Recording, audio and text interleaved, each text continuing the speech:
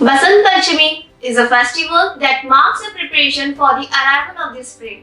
This day is celebrated by the people of India in different ways depending upon the region they are living in. Hello everyone, I am Anshika Joshi.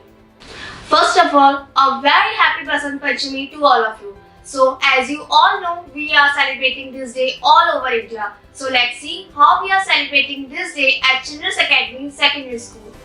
Our reporter, Ms. Dikshita, is live with us from the campus of Children's Academy. Dikshita, can you hear me? Yes, Anshika, I can hear you.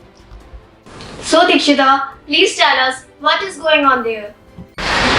Anshika, as you can see behind me, the preparation for Saraswati Puja is going on and Panditji has just arrived. Looks everyone is quite excited there. Dikshita, can you please connect us with Panditji? Sure, Anshika. नमस्कार पंडित जी। पंडित जी हमें बताइए यहाँ पे क्या हो रहा है?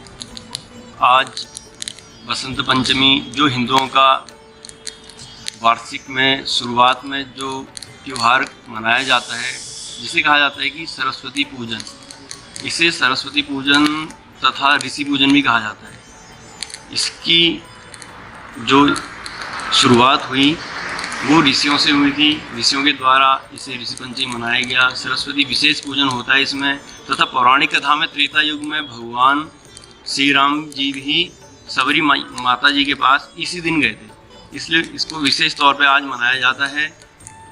एक इसकी विशेषता ये है कि जो विद्यार्थीगण छात्रगण होते हैं, इसको अपने लिए स्वयं इस प्रकार से मनाएं कि आज के दिन से, जैसे कि कहा जाता है ना कि हमारा नव वर्ष आ गया, जैसे अंग्रेजी वाला 31 मनाते हैं, फिर उसके बाद 1 जनवरी आता है, इसका हमको कोई भी फल नहीं मिलता, क्योंकि ये हमारा है ही नहीं, ये है अंग्रेज़ों का। और जो बसंत पंचमी तथा अभी नवरात्र आ जाएंगे कुछ दिन बाद चैत्र में, है ना, उस दिन किया हुआ पूजन या उस दिन जल्दी सुबह उठ के आपने कुछ पढ़ाई कर ली जल्दी उठ के, तो वो हमारे पूरे वर्ष भर उसका फल वास्तव में मिलता है।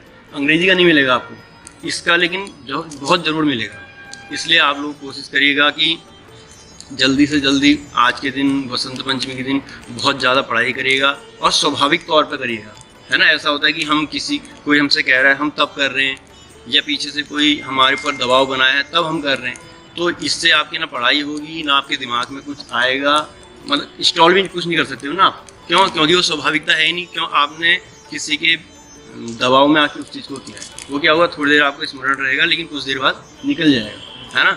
ऐसा हो कि स्वाभाविक हमने चलते फिरते ही पढ़ लिया, है ना। स्मृति ऐसी बनानी है कि हमने तुरंत कैच कर लिया। वो तब होगा जब हम स्वाभाविक पढ़ेंगे। जीवन में स्वाभाविकता बहुत ज़रूरी है, जिसके कारण आप आगे बहुत आगे जाएंगे। सभी विद्यार्थीगण, छात्रगण जो भी हैं, अपने पढ़ाई में ध्यान दीजिएगा और अपने से बड़ों का सम्मान करना बहुत ज़रूरी है। क्यों? क्योंकि जब तक हमारे अंदर संस्कार नहीं आएंगे तब तक हम आगे नहीं बढ़ सकते, कभी नहीं बढ़ सकते।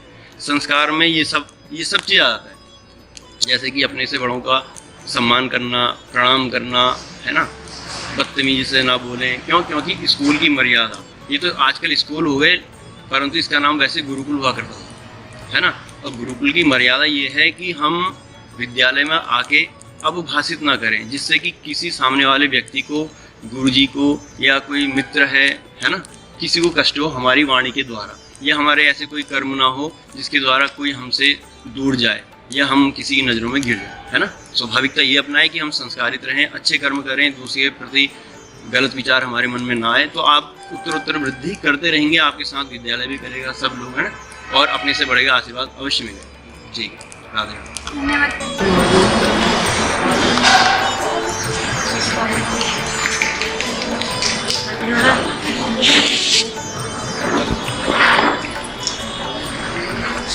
The atmosphere is full of positivity and purity at Children's Academy. Over to you, Anshika. Thank you, Dikshita. Thank you, viewers, for being with us. For more updates, keep watching CAN News, evolving today for better tomorrow.